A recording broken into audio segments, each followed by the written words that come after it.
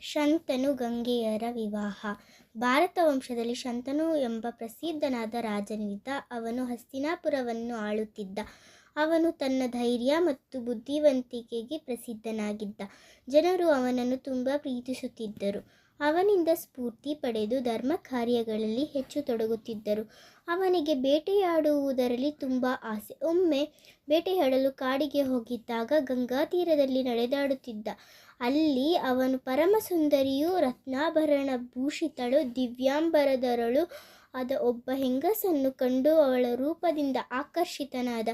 ಅವಳು ಹಾಗೆಯೇ ಅವನನ್ನು ಮೆಚ್ಚಿಕೊಂಡಳು. ಒಬ್ಬರನ್ನೊಬ್ಬರು ನೋಡುತ್ತಾ ಅಲ್ಲೇ ಬಹಳ ಹೊತ್ತು ನಿಂತು ಬಿಟ್ಟರು. ಶಂತನುವಿಗೆ ಅವಳನ್ನು ಮದುವೆಯಾಗಬೇಕೆಂದು ಬಹಳ ಆಸೆಯಾಯಿತು. ಅವಳ ಬಳಿ ಹೋಗಿ ಮೃದುವಾದ ಭಾಷೆಯಿಂದ, ನೀನು ಯಾರು ಓ ಸುಂದರಿ? ದೇವಿಯೋ, ದಾನವಿಯೋ, ಅಪ್ಸರೆಯೋ ಯಾರಾದರೂ ಆಗಿರು, ನಿನ್ನನ್ನು ನಾನು ಮದುವೆಯಾಗಲು ಇಷ್ಟಪಡುತ್ತೇನೆ ಎಂದ. ಆ ಸುಂದರಿ ಬೇರೆ ಯಾರೂ ಅಲ್ಲ, ಗಂಗಾದೇವತೆ. ಅವಳು ಹೇಳಿದಳು, ಆಗಲಿ ಮಹಾರಾಜ, ನಿನ್ನ ರಾಣಿಯಾಗಲು ಒಪ್ಪುತ್ತೇನೆ. ಆದರೆ ಒಂದು ನಿಬಂಧನೆ. ನನ್ನ ಬಗ್ಗೆ ಏನು ಕೇಳಬಾರದು ಮತ್ತು ನಾನು ಮಾಡುವ ಯಾವ ಕೆಲಸಕ್ಕೂ ಒಳ್ಳೆಯದಾಗಲಿ ಕೆಟ್ಟದಾಗಲಿ ನೀನು ಅಡ್ಡಿ ಬರಕೂಡದು. ಹೀಗಿರುವ ತನಕ ನಾನು ನಿನ್ನೊಡನೆ ಇರುತ್ತೇನೆ. ಅಡ್ಡಿ ಬಂದರೆ ಅಥವಾ ಆಕ್ಷೇಪಿಸಿದರೆ ತಕ್ಷಣ ನಿನ್ನನ್ನು ಬಿಟ್ಟು ಹೋಗುತ್ತೇನೆ. ಶಂತನುವು ಸಂತೋಷದಿಂದ ಆ ನಿಬಂಧನೆಗೆ ಒಪ್ಪಿ ಅವಳನ್ನು ಅರಮನೆಗೆ ಕರೆದುಕೊಂಡು ಹೋಗಿ ಮದುವೆಯಾಗಿ ಸಂತೋಷದಿಂದ ಕಾಲ ಕಳೆಯುತ್ತಿದ್ದ. ಹಲವಾರು ವರ್ಷಗಳು ಕಳೆದವು. ಅವಳು ಏನೇ ಮಾಡಲಿ ಅಡ್ಡೆ ಬರುತ್ತಿದ್ದಲಿಲ್ಲ. ಅವರಿಬ್ಬರಿಗೂ ಒಬ್ಬರಾದ ಮೇಲೆ ಒಬ್ಬರಂತೆ ದಿವ್ಯ ತೇಜಸ್ಸಿನಿಂದ ಕೂಡಿದ 7 ಗಂಡು ಮಕ್ಕಳಾದರು.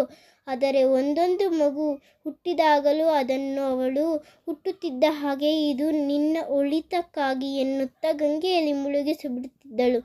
ಶಂತನುವಿಗೆ ಅದನ್ನು ನೋಡಿ ಬಹಳ ಸಂಕಟವಾಯಿತು. ಆದರೆ ಅವಳೆಲ್ಲಿ ಬಿಟ್ಟು ಹೋಗುವಳು ಎಂದು ಹೆದರಿ ಸುಮ್ಮನಿರುತ್ತಿದ್ದ. 8ನೇ ಮಗುವನ್ನು ಅವಳು ಗಂಗೆಗೆ ಎಸೆಯಲು ಹೋಗುತ್ತಿದ್ದಾಗ ಅವನು ಸುಮ್ಮನಿರದೆ ದುಃಖ ಉಕ್ಕಿ ಬಂದು ಮಗುವಿನ ಮೇಲೆ ಅಸಹ್ಯವಾಗಿ, ತಡೆ ರಾಕ್ಷಸಿ, ನೀನು ಯಾರು? ಯಾಕೆ ಇಂತಹ ಕ್ರೂರ ಕಾರ್ಯವನ್ನು ಮಾಡುತ್ತಿದ್ದೆ? ದಯವಿಟ್ಟು ಈ ಮಗುವನ್ನಾದರೂ ಉಳಿಸು ಎಂದು ಅಡ್ಡ ಬಂದ. ಆಗ ಗಂಗೆ, ಮಹಾರಾಜ, ಆಗಲಿ, ನಿನ್ನ ಆಸೆಯನ್ನು ನೆರವೇರಿಸಲು ಈ ಮಗುವನ್ನು ಕೊಲ್ಲದೆ ಉಳಿಸುವೆನು. ಆದರೆ ನಮ್ಮ ನಿಬಂಧನೆಯಂತೆ ನಿನ್ನೊಡನೆ ಬಾಳುವೆಯು ಇಂದಿಗೆ ಮುಗಿದು ಹೋಯಿತು. ನಾನು ಗಂಗೆ, ಜನುವಿನ ಮಗಳು. ದೇವತೆಗಳ ಕಾರ್ಯಕ್ಕಾಗಿ ನಾನು ನಿನ್ನನ್ನು ಮದುವೆಯಾದೆ. ಈ ಮಕ್ಕಳು ಅಷ್ಟು ವಾಸುಗಳು. ನಾನು ಮಾತ್ರ ಅವರ ತಾಯಿಯಾಗಬಹುದಾಗಿತ್ತು. ವಸಿಷ್ಠರ ಶಾಪದಿಂದ ಮಾನವ ಜನ್ಮ ಪಡೆದಿದ್ದರು. ನಾನು ಅವರಿಗೆ ಮಾತು ಕೊಟ್ಟಿದ್ದಂತೆ ಹುಟ್ಟುತ್ತಿದ್ದ ಹಾಗೆ ಅವರನ್ನು ಈ ಮನುಷ್ಯ ಜನ್ಮದಿಂದ ಬಿಡುಗಡೆ ಮಾಡಿದೆ. ನೀನು ಇವರಿಗೆ ತಂದೆಯಾಗುವ ಭಾಗ್ಯವನ್ನು ಪಡೆದೆ. ಆದ್ದರಿಂದ ನಿನಗೆ ತುಂಬ ಪುಣ್ಯ ಸಿಕ್ಕಿದೆ ಎಂದಳು. ನಿಮಗೆ ಈ ವಿಡಿಯೋ ಇಷ್ಟ ಆದರೆ ದಯವಿಟ್ಟು ಪ್ಲೀಸ್ ಲೈಕ್, ಶೇರ್, ಸಬ್ಸ್ಕ್ರೈಬ್ ಮಾಡಿ, ಕಮೆಂಟ್ ಮಾಡಿ. ಅದನ್ನು ಮರಿಬೇಡಿ.